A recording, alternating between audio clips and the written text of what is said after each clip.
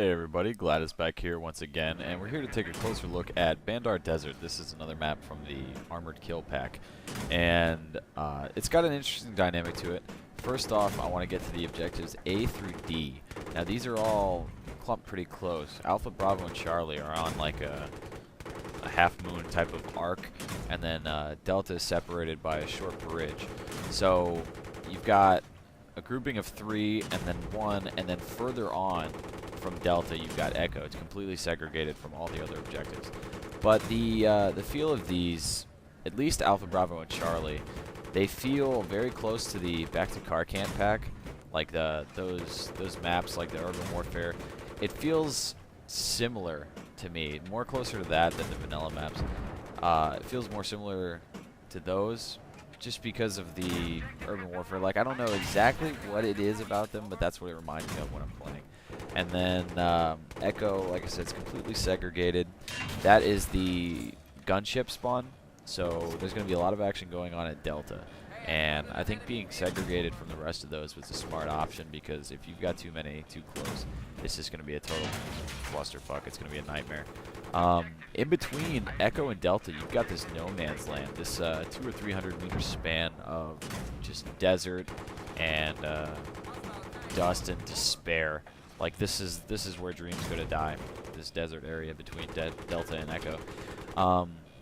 Now, if for some reason you find yourself huffing it on foot from Echo to one of the other objectives, you just know, like, you get that feeling of impending doom, like someone's gonna take you out real soon. So I never suggest going from Echo anywhere without some transportation. Now, the ATVs seem to spawn in very quickly when you get out of them and you move, and I don't know if this applies for any of the other vehicles, but for ATVs specifically, I know it does. They spawn in rather quickly. So if you just abandon an ATV and run away from it, it'll auto-destruct. So it's not just going to stay neutral for anybody to pick up sitting out there as a free gift. Christmas is not coming early for anybody. It'll auto-destruct, and it'll spawn back at its location.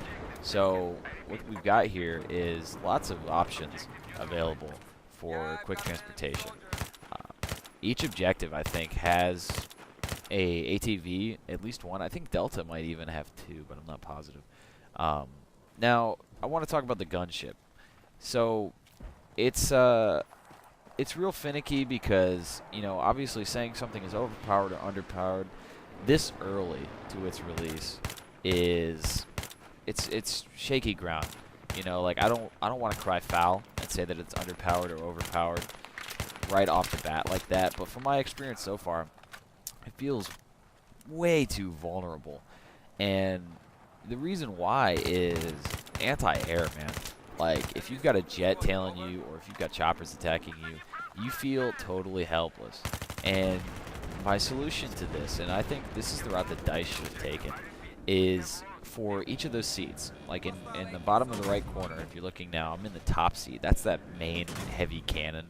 And the bottom seat shoots those rounds like similar to the chopper gunner seat. It shoots those type of rounds. So now each of those seats has an alternative. If you hit triangle, it'll flip you over to an anti-air machine gun located on the top of the gunship. And that would be fine, but you have no cover from underneath, and obviously you can't see at the same level. You've got to shoot slightly above you. So the advantage definitely goes to all the anti-air. You have almost no defense from those guys, and it's really rough once you get up there.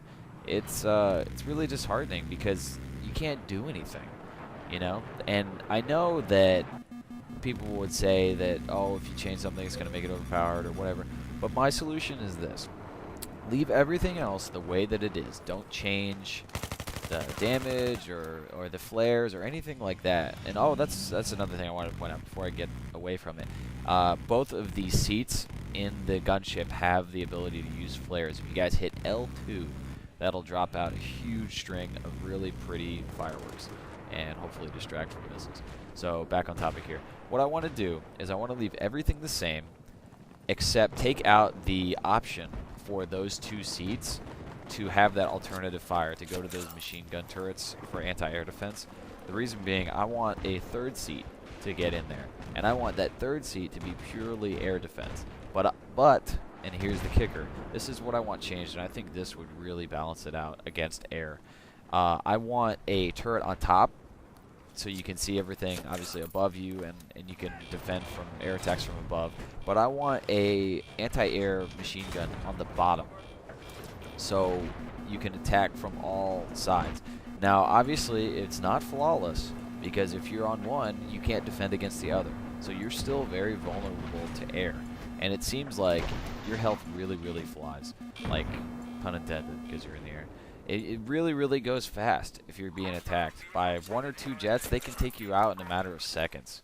Add into that anti-air. Some of these maps are really, they position the anti-air very poorly. And I totally get robbed from that chopper kill. But they position the anti-air very poorly to where you can actually get killed by the enemy's anti-air in their base if you're in the gunship on some of these maps. And that's just like a staggering amount of stupid. You know what I'm saying? Like, you shouldn't be able to be hit from their spawn, because it's just, there's no good reasoning behind that. You know, and J-Bot, I killed that guy just before J-Bot was gonna ram him, so he ended up just hitting those rocks and dying. That's pretty awesome. But I think that having that third seat purely for air defense would have definitely been the way to go over 2 seats. And that would have also, like, adding a third seat, maybe people, again, I'm just worried about people saying that's going to get balanced.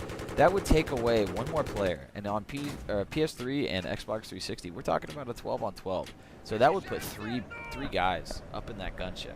Now, if the enemy wants to devote 3 men out to where they can't play the objectives, I'm all for it. Absolutely. I don't think that would break the game or make it imbalanced in any way, especially because that third seat would purely be for air defense, so you're not getting any more guns pointed towards the ground attacking you guys down there. So you've got the same amount of threat from that gunship if you're huffing it on the ground, or if you're in armor or something like that. It's the same threat. The game doesn't change for you. The only thing that changes is they get a little bit less vulnerable to air attacks, but only slightly so. I think that definitely, like, it's almost unbelievable to me that DICE didn't do that. There was a post on Reddit. It was funny. Somebody had, I don't remember who it was, and I don't remember the actual wording of it, but they were talking about how DICE, you know, they have like some staggeringly beautiful ideas and like the visuals and everything, but every once in a while they just have some piece of shit idea that there's clearly no thought behind it. And that's like just the idea. How he worded it was much funnier than how I did, but it made me laugh. Funny thing I'm going to point out here, J-Bot actually lands that jet. I don't know if you guys can see that one. He lands the jet right there on the desert on one of those hills. I get shot down, and I end up spawning in on him and taking the jet. And I actually do successfully take off, get out of there, but in true Gladys fashion, I run it into a tree promptly. You want to talk about overpowered, those trees are like the worst AA ever. So, thanks for sticking with us through the Bandar Desert map breakdown. I'll be uploading in the next couple days the last 2 maps, and then I'll be doing a video for Tank Superiority, and we'll get back to our regular stuff. So make sure you guys add us on Facebook and subscribe, and we'll see you on the battlefield. Take care.